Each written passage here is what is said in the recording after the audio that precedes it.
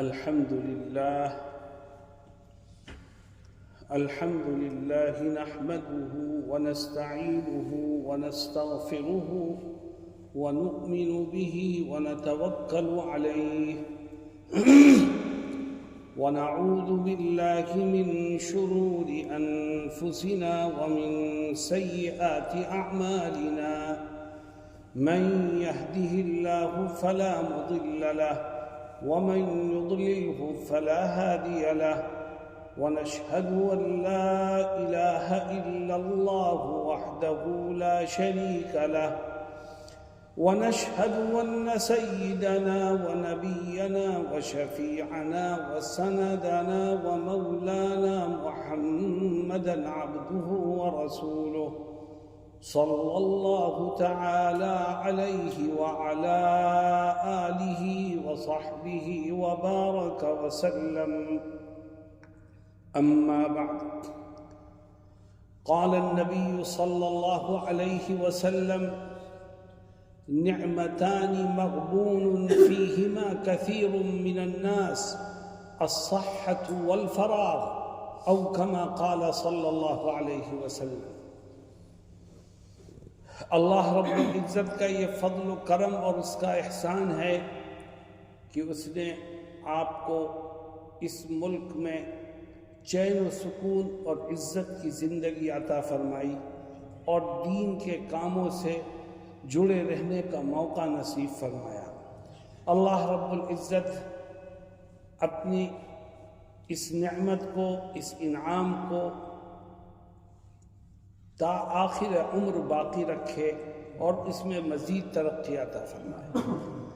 دوستوں اور ساتھیوں، اللہ رب العزت کی نہ کسی سے دوستی ہے نہ کسی سے دشمنی ہے، وہ تو اپنے بندوں کو مختلف انداز سے آزماتا ہے۔ چنانچہ قرآن کریم میں یہ کہتا ہے کہ میں کبھی اپنے بندے کو کچھ دے کر آزماتا ہوں اور کبھی اپنے بندے سے کچھ لے کر آزماتا ہوں۔ وَأَمَّا الْإِنسَانُ إِذَا مَا ابْتَلَاهُ رَبُّهُ فَأَكْرَمَهُ وَنَعَّمَهُ فَيَقُولُ رَبِّي أَكْرَمَنِ وَأَمَّا إِذَا مَا ابْتَلَاهُ فَقَدَرَ عَلَيْهِ رِزْقَهُ فَيَقُولُ رَبِّي أَهَانَنِ۔ دیکھیے دونوں جگہ آیت میں ابتلا کا لفظ استعمال کیا خدا نے کہ میں آزماتا ہوں۔ کبھی انسان کو عزت دے کے، دولت دے کے، شہرت دے کر، عافیت اور سکون دے کے آزماتا ہوں۔ آدمی کہتا ہے میرے رب نے میرا اکرام کیا، خدا کہتا ہے میں اکرام نہیں کرتا، میں تو آزمائش کرتا ہوں۔ اور کبھی کسی انسان کو آزماتا ہوں تنگی رزق کے ذریعے سے، پریشانیوں کے ذریعے سے، مصیبت کے ذریعے سے، اور بندہ سمجھتا ہے میرا رب میری اہانت کرتا ہے۔ خدا نہ اہانت کرتا ہے نہ اکرام کرتا ہے، وہ تو ابتلا اور آزمائش میں اپنے بندوں کو مبتلا کرتا ہے۔ آپ اس ملک میں ہیں، آپ کو چین کی، عزت کی، عافیت کی زندگی ملی ہوئی ہے، یاد رکھیے یہ خدا کی طرف سے آزمائش بھی ہو سکتی ہے۔ میں نے ایک حدیث شریف پڑھی، اس میں نبی کریم صلی اللہ علیہ وسلم کیا فرماتے ہیں، غور کیجیے۔ فرماتے ہیں نعمتان، دو نعمتیں ہیں، دو نعمتیں ایسی ہیں جن میں بہت سے لوگ دھوکے میں مبتلا ہوتے ہیں۔ آپ غور کریں کہیں اس حدیث کا مصداق ہم اور آپ ہی تو نہیں ہیں۔ فرماتے ہیں دو نعمتیں ایسی ہیں جس میں بہت سے لوگ دھوکے میں مبتلا ہوتے ہیں۔ پہلی نعمت ہے الصحت، انسان کے پاس صحت ہے، تندرستی ہے، اس کے ہاتھ اور پیر کام کر رہے ہیں۔ یہ موقع ہے عبادات کر کے، نیکیاں کر کے، اچھے اعمال انجام دے کر اپنے رب کو راضی کرنے کا۔ لیکن وہ صحت اور تندرستی کے وقت دنیا کے کاموں میں مبتلا ہو کر اپنی عمر کے بہترین حصے کو ضائع کرتا ہے، اور جب وقت آخر آنے والا ہوتا ہے تو اس میں شوق عبادت پیدا ہوتا ہے، لیکن اس وقت اس کی صحت اس کا ساتھ نہیں دیتی۔ نمبر 2 فرماتے ہیں الفراغ، تیرے پاس فرصت ہے، یہ فرصت بھی خدا کی نعمت ہے۔ اس وقت اپنے رب کو راضی کرنے کے لیے اپنے اوقات کو لگا دے تو کل قیامت کے دن یہ فرصت میں لگے ہوئے لمحات تیرے کام آئیں گے۔ افسوس کی بات یہ ہے کہ صحت مند انسان تندرستی کے زمانے میں اور فرصت جس کے پاس ہے وہ اپنے خالی اوقات میں آخرت کی فکر کو بھلا کر کے دنیا کے کاموں میں اپنے آپ کو مصروف کر دیتا ہے۔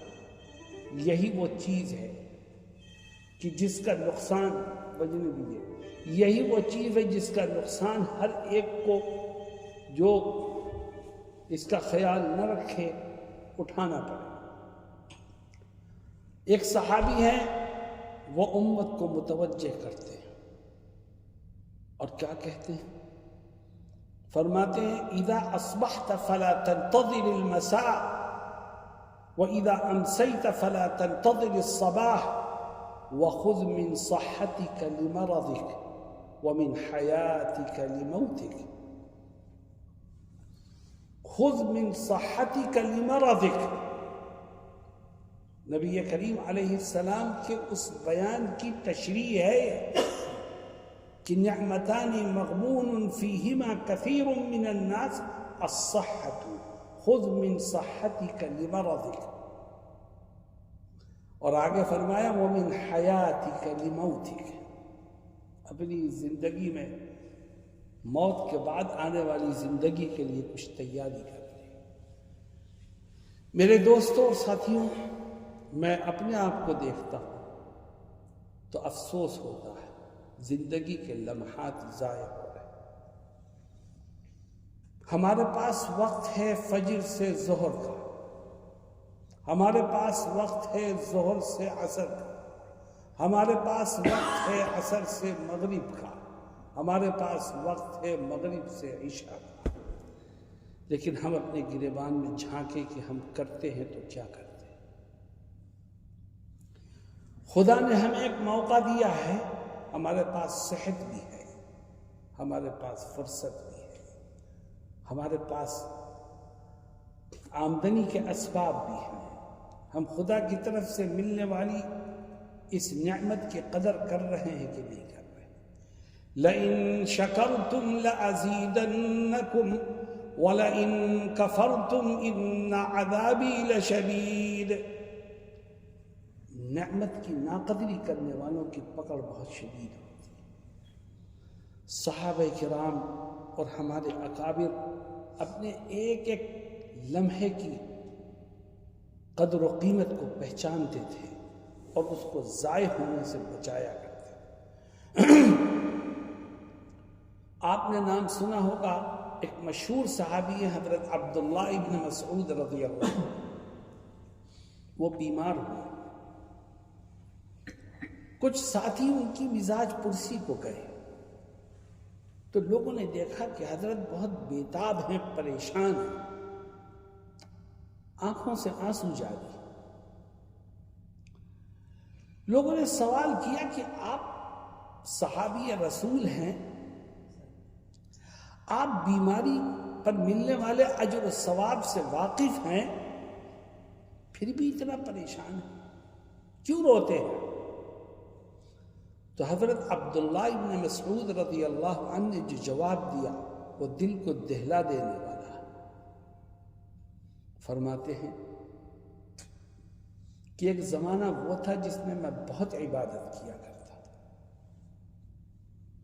نوافل پڑھتا تھا، ذکر و اذکار کرتا تھا، تلاوت کرتا تھا، جہاد کرتا تھا، بہت کچھ نیکیاں کرتا تھا۔ پھر بڑھاپا آیا اور بڑھاپے کی وجہ سے بہت سے اعمال چھوٹ گئے، اور آج میں بیمار ہوں۔ مجھے دکھ اس بات کا ہے کہ یہ بیماری اس زمانے میں کیوں نہیں آئی جب میں اعمال خوب انجام دیتا تھا۔ یہ بیماری بڑھاپے میں آئی ہے، یہی چیز مجھے رلا رہی ہے۔ اور پھر اپنی بات کی وضاحت کرتے ہوئے فرماتے ہیں کہ میں نے نبی کریم صلی اللہ علیہ وسلم کی زبان مبارک سے یہ بات سنی ہے کہ جب انسان صحت اور تندرستی کے زمانے میں اعمال کو انجام دینے کا عادی ہو جائے اور پھر بیماری کی وجہ سے وہ اس عمل کو انجام نہ دے سکے جس کا وہ عادی تھا، تو اللہ کی طرف سے فرشتوں کو یہ حکم ہوتا ہے کہ بیماری کے بعد میرے بندے کے نام اعمال میں اس کے اعمال کا اجر و ثواب ویسے ہی لکھتے رہو جیسے صحت کے زمانے میں لکھتے تھے، اگرچہ وہ بیماری میں اعمال کو انجام نہیں دے پا رہا ہے، لیکن پھر بھی اس کے نام اعمال میں نیکیوں کا اجر و ثواب اور اس کی عبادات کا اجر و ثواب لکھا جاتا رہتا ہے۔ تو میں اس پر رو رہا ہوں کہ آج میں بیمار ہوں، اس زمانے میں بیمار ہوتا جب میں اعمال زیادہ سے زیادہ انجام دیتا تھا تو بیماری کے بعد میرے اعمال کا اجر و ثواب بغیر کیے میرے نام اعمال میں درج کیا جاتا۔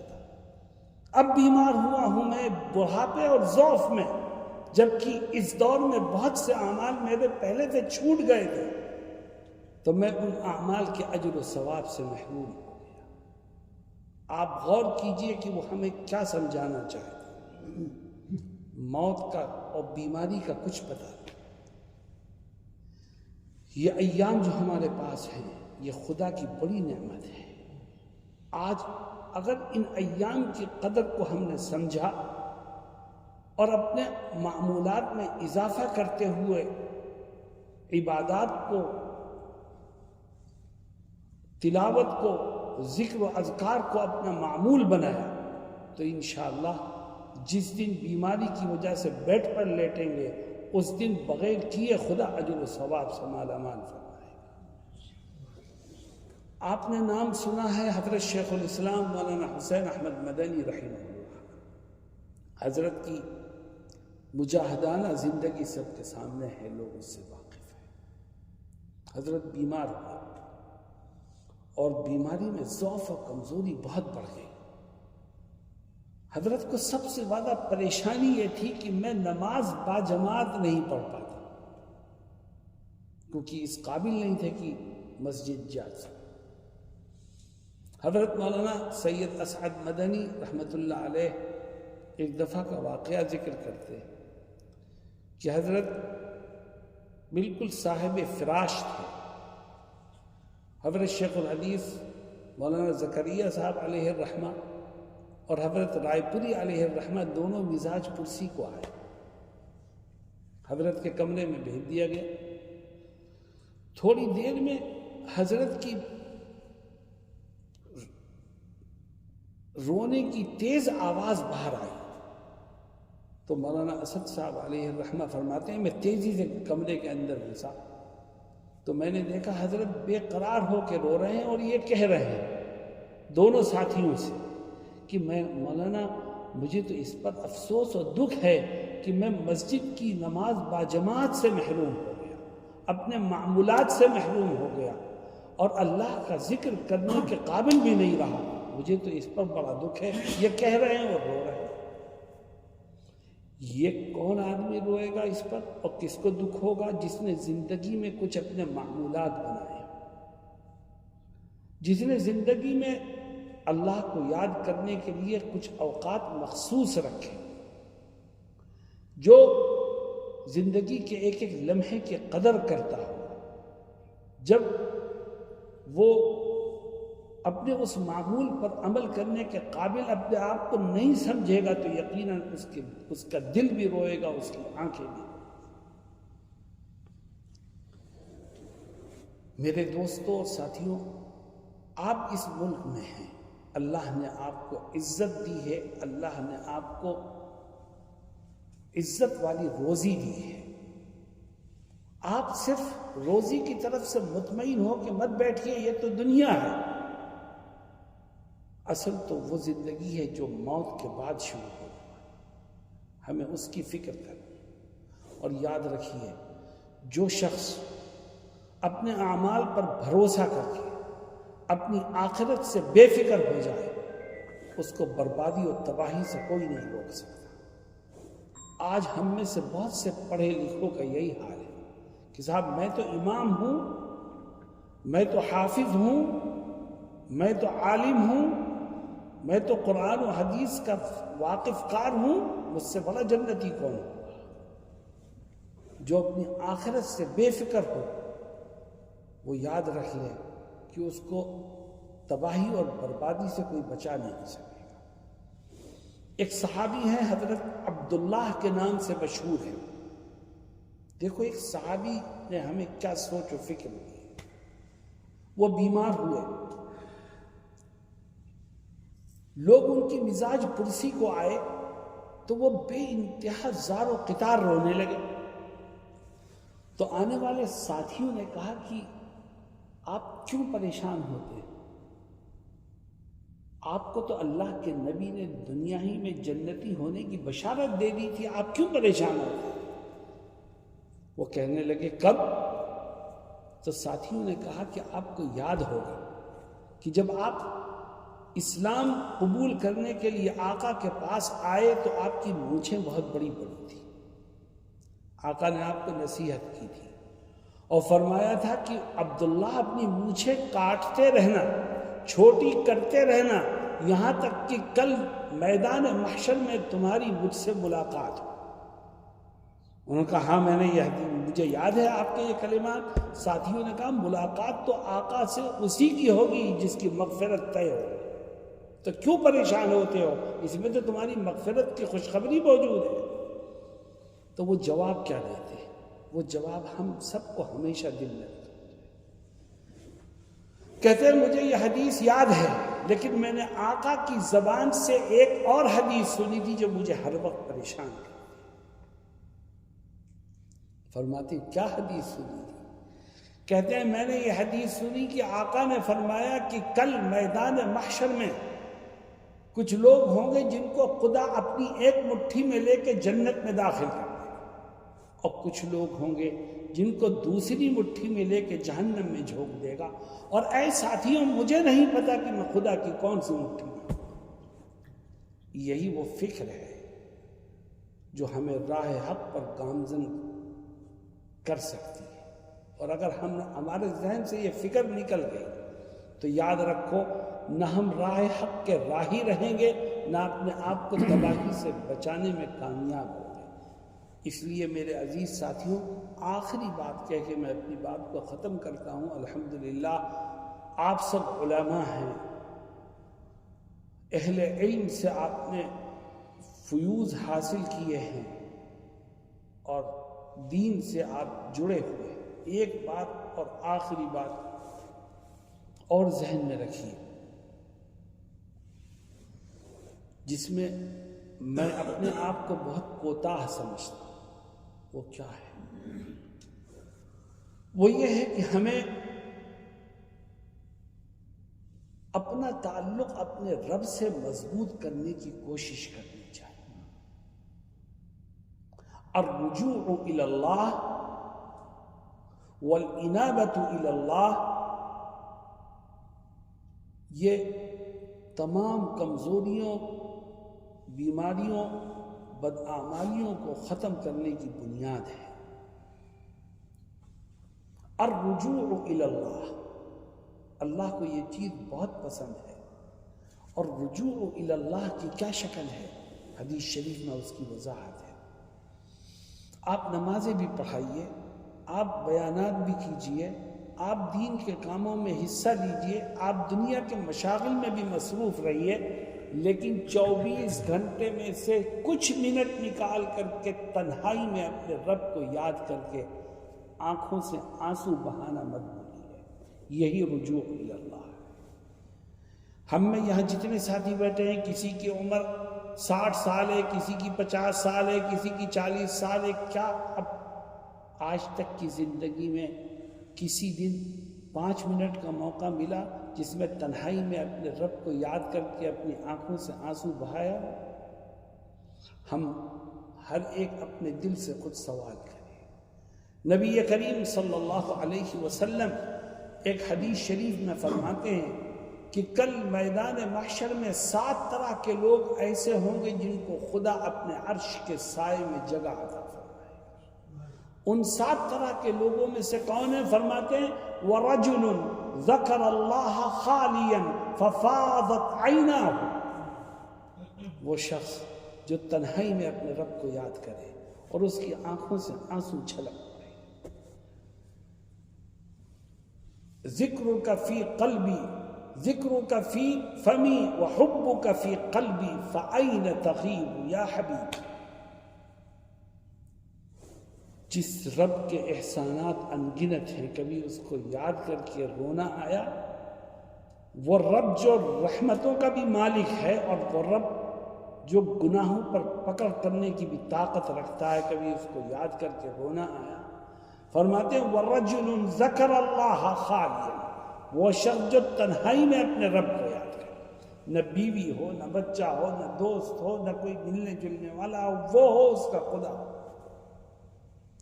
اور اس کی آنکھوں سے آنسو جاری ہو جائے، اللہ سے وہ بہت قریب ہو جائے گا، خدا اس کو اپنے عرش کے سائے میں جگہ عطا فرمائے گا۔ ایک طرف نبی کریم صلی اللہ علیہ وسلم ہے، دوسری طرف صحابہ اکابر اولیاء اللہ ہے۔ نبی کریم علیہ السلام اپنے کمروں میں بیٹھ کر غار حرا میں تو خدا کو یاد ہی کیا کرتے تھے، وہاں سے آنے کے بعد کمرے میں بھی تنہائی میں اپنے رب کو یاد کرنے کے لیے بیٹھ جاتے۔ ام المؤمنین عائشہ صدیقہ رضی اللہ عنہا فرماتی ہے کہ ایک دن اندر سے کمرہ بند ہے، آقا اندر بیٹھے ہیں اور اپنے رب سے لو لگائے ہوئے، میں کمرے میں داخل ہوئی، آپ نے فوراً پوچھا من؟ میں نے کہا عائشہ۔ فرماتے ہیں من عائشہ؟ فرماتی ہیں میں نے کہا بنت ابی بکر۔ آپ نے تیسرا سوال کیا من ابو بکر؟ فرماتی ہیں میں دروازہ بند کر کے باہر آ گئی اور میں نے سمجھ لیا اس وقت آپ کا تعلق اپنے رب سے جڑا ہے، آپ کسی کو نہیں پہچانے۔ کیا ہم تھوڑا سا وقت نکال کے اس کی نقل نہیں کر سکتے؟ حضرت شیخ الاسلام علیہ الرحمہ کا معمول یہ تھا کہ تہجد کے وقت اٹھ کر کے آپ کا ایک مخصوص کمرہ تھا، وہاں مصلی بچھا رہتا تھا، حضرت تہجد کے وقت اپنے معمولات میں مصروف ہو جاتا۔ میری والدہ مرحومہ چونکہ بھائی بہنوں میں سب سے بڑی تھیں تو انہوں نے حضرت کو بہت قریب سے دیکھا۔ وہ فرماتی ہیں کہ ہم ایک تولیہ حضرت کے مصلی کے برابر میں رکھ دیا کرتے تھے، وہ وہیں رکھا رہتا تھا۔ حضرت اپنے معمولات میں مصروف رہتے، تہجد کا وقت ہے، بالکل تنہائی، پھر اذان ہوتی، فجر کی سنتیں پڑھتے اور اٹھ کے مسجد چلے جاتے۔ حضرت مسجد جاتے تو ہم گھستے کمرے میں اور اس تولیے کو اٹھاتے تو وہ آنسوؤں سے ایسا تر ہوتا گویا ابھی کسی نے پانی سے دھو کر کے رکھا۔ میرے دوستوں اور ساتھیوں، یہ ہمارے اکابر کے بھی معمولات ہیں۔ نبی کریم علیہ السلام تو اللہ کا نبی ہے اور ان کو جو مقام حاصل ہے وہ ان کی خصوصیات میں سے ہے، لیکن ان کی نقل اتارنے والے ہمارے اکابر کی زندگی بھی ہمارے سامنے ہے۔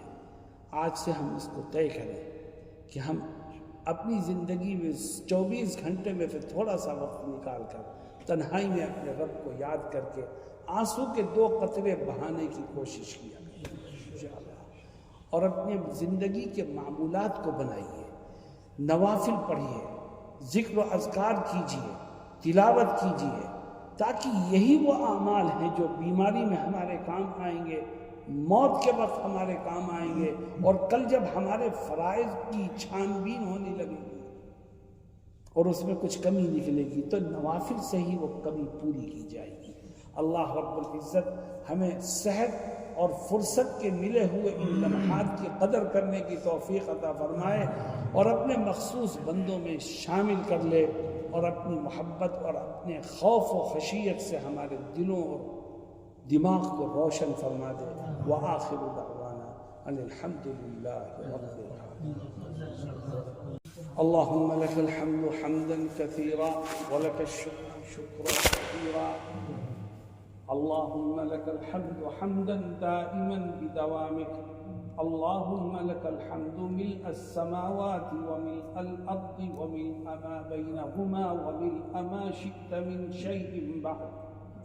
اللهم صل على سيد المرسلين وإمام المتقين وقائد الغر المحجلين ورسول رب العالمين سيدنا محمد المصطفى والمجتبى وعلى آله الطيبين الطاهرين. اللهم إنا نسألك العافية في الدين والدنيا والآخرة. اللهم إنا نسألك الهدى والتقى والعفاف والغنى. اللهم باعد بيننا وبين خطايانا كما باعدت بين المشرق والمغرب. اللهم لا تدع لنا في هذه الليلة المباركة ذنبا إلا غفرته ولا هما إلا فرجته ولا دينا إلا أديته ولا مريضا إلا شفيته ولا حاجة من حوائج الدنيا والآخرة هي لك رضا ولنا صلاحا إلا وقضيتها برحمتك يا رب العالمين. اللهم إنا نسألك علما نافعا وعملا صالحا ورزقا واسعا وشفاء من كل داء. اللهم اجعل القرآن ربيع قلوبنا وجلاء أحزاننا وذهاب همومنا وغمومنا. اللهم ذكرنا منه ما نسينا وعلمنا منه ما جهلنا وارزقنا تلاوته آناء الليل وأطراف النهار على الوجه الذي يرضيك عنا. اللهم إنا نسألك من خير ما سألك منه نبيك سيدنا وحبيبنا محمد صلى الله عليه وسلم ونعوذ بك اللهم من شر ما استعاذ منه نبيك سيدنا وحبيبنا محمد صلى الله عليه وسلم. اللهم لا تعاملنا بما نحن أهله وعاملنا بما أنت أهله. أنت أهل التقوى وأهل المغفرة وأهل العفو والجود والكرم والإحسان. وصل وسلم وبارك على سيدنا محمد وعلى آله وصحبه أجمعين برحمتك يا رب. Thanks for watching. Don't forget to like, comment, share and subscribe to Al Wahid channel.